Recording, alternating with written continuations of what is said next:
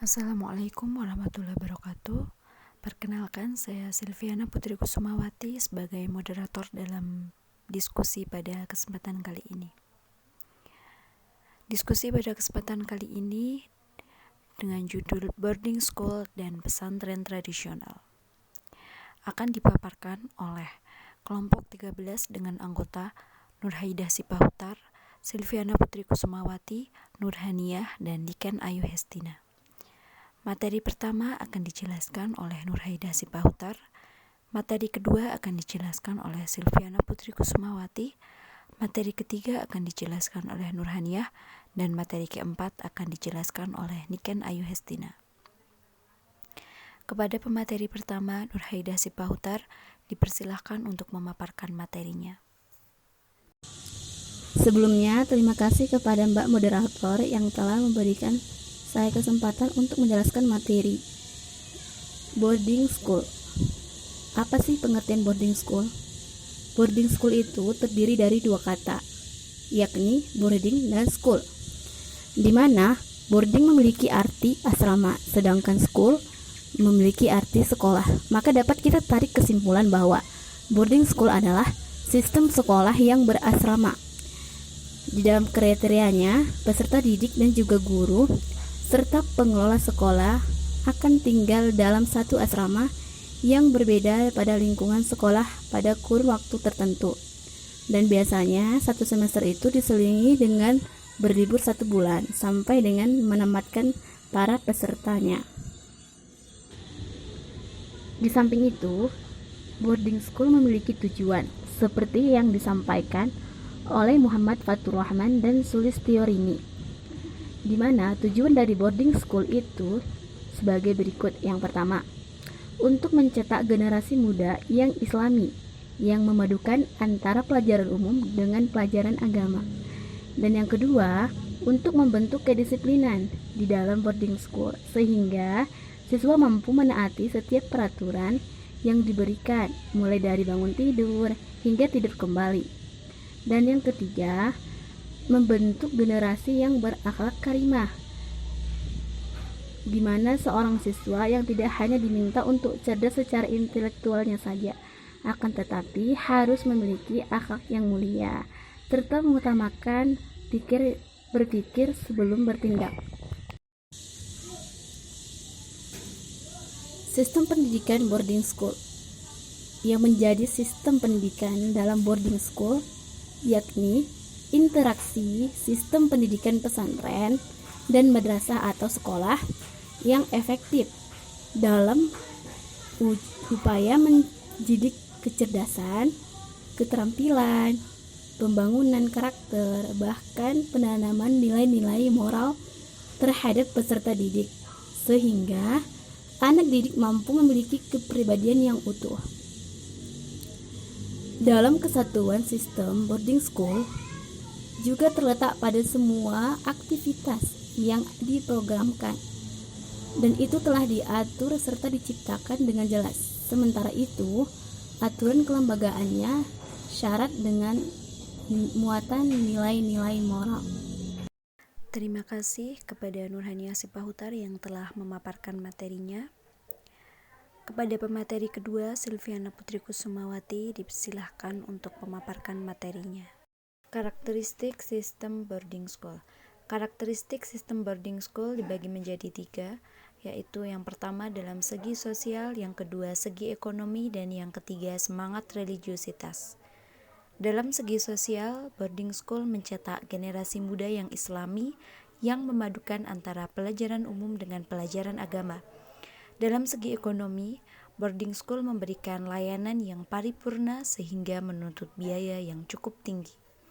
Dalam semangat religiusitas, boarding school menjanjikan pendidikan yang seimbang antara kebutuhan jasmani, rohani, intelektual, dan spiritual. Keunggulan boarding school. Boarding school memiliki beberapa keunggulan. Yang pertama yaitu memiliki program pendidikan yang paripurna.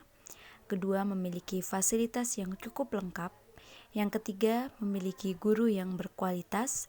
keempat, siswa yang heterogen, kelima, lingkungan yang kondusif, dan yang terakhir, jaminan keamanan dan kualitas. Terima kasih kepada Silviana Putri karena telah memaparkan materinya. Kepada pemateri ketiga, Nurhaniah, dipersilahkan untuk memaparkan materinya. Pesantren tradisional. Pesantren adalah lembaga pendidikan tradisional Islam untuk mempelajari, memahami, mendalami, dan mengamalkan ajaran Islam dengan menekankan pentingnya moral keagamaan sebagai pedoman hidup sehari-hari. Pesantren sebagai lembaga pendidikan tradisional yang mengajarkan nilai-nilai agama sangat berperan dalam masyarakat sebagai modal dasar individu untuk beradaptasi di lingkungan masyarakat. Pondok Pesantren Salaf merupakan pondok pesantren yang masih menggunakan sistem tradisional dalam pengelolaannya. Selanjutnya, pesantren. Pesantren selalu berupaya untuk menyesuaikan misinya dengan kebutuhan dan dinamika perkembangan masyarakat sekitarnya. Karena pesantren merupakan bagian dari kehidupan masyarakat, maka fungsinya tidak hanya sebagai lembaga pendidikan semata, tetapi juga lembaga sosial yang menjalankan tugas kemasyarakatan. Peserta didik di lembaga pendidikan pesantren diarahkan membiasakan diri untuk mengamalkan ajaran Islam. Terima kasih kepada Nurhaniah yang telah memaparkan materinya. Materi selanjutnya akan dijelaskan oleh Niken Ayu Hestina. Kepada Niken Ayu Hestina dipersilahkan untuk memaparkan materinya. Kepemimpinan. Kepemimpinan sebagai hubungan antar manusia, yaitu hubungan yang mempengaruhi dari pemimpin dan hubungan kepatuhan, ketaatan para pengikut atau bawahan karena dipengaruhi kekuatan dari pemimpinnya. Yang pertama, kepemimpinan individual.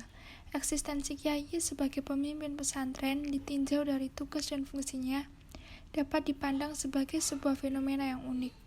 Kepemimpinan individual kiai inilah yang sesungguhnya mewarnai pola relasi di kalangan pesantren dan telah berlangsung dalam rentang waktu yang cukup lama, sejak pesantren berdiri pertama hingga sekarang dalam kebanyakan kasus. Yang kedua, kepemimpinan kolektif. Kepemimpinan kolektif dapat diartikan sebagai proses kepemimpinan kolaborasi yang saling menguntungkan, yang memungkinkan seluruh elemen sebuah institusi turut ambil bagian dalam membangun sebuah kesepakatan yang mengakomodasi tujuan semua. Mengenai pola pergantian kepemimpinan di pesantren, pola tersebut dimulai dari kakek atau pendiri pertama dari pesantren, selanjutnya anak laki-laki, menantu, cucu, dan demikian seterusnya. Sehingga seorang anak laki-laki yang lebih senior dapat dilihat dari kesolehannya atau kedalaman dalam ilmu agamanya dan dianggap cocok menjadi kiai oleh masyarakat yang berhak menjadi ahli waris pertama. Dan jika anak laki-lakinya dianggap tidak cocok atau tidak mempunyai anak laki-laki, maka ahli waris selanjutnya adalah menantu. Dan ahli waris ketiga adalah cucu. Karakteristik dari kepemimpinan tradisional pesantren yaitu yang pertama bersifat karismatik, selanjutnya otoriter, dan pemilihan pemimpin pengganti didasarkan pada ikatan darah dari pemimpin. Sebelumnya, pemimpin hanya sebagai simbol atau laissez-faire. Tentunya boarding school dan pondok pesantren memiliki perbedaan. Perbedaan di antara keduanya yaitu yang pertama, boarding school lebih lengkap dalam hal sarana dan prasarana dibanding pesantren. Yang kedua, boarding school memadukan antara pendidikan agama dan umum, sedangkan pesantren sendiri murni belajar agama. Kalaupun ingin, maka harus mengikuti paket dari pemerintah. Yang ketiga, boarding school biayanya lebih mahal bagi sebagian orang, sedangkan pesantren lebih murah dan bahkan gratis. Yang keempat, boarding school menerapkan batasan usia, karena boarding school berjenjang dari SMP sampai SLTA, sedangkan pada pesantren tidak mengenal pembatasan usia. Terima kasih kepada Niken Ayu Hestina yang telah memaparkan materinya. Sekian presentasi dari kelompok kami. Kesimpulan dari presentasi pada kesempatan kali ini yaitu boarding school adalah pesantren modern yang Jika dalam segi bahasa berarti sekolah berasrama, artinya siswa dan siswi sekolah tersebut menginap di dalam asrama layaknya pesantren, dan ada juga yang menyebutnya sebagai Islamic boarding school. Pondok pesantren adalah tempat pendidikan agama di mana santri yang menuntut ilmu agama menginap atau mondok di tempat tersebut, murni hanya belajar agama dan alat-alatnya.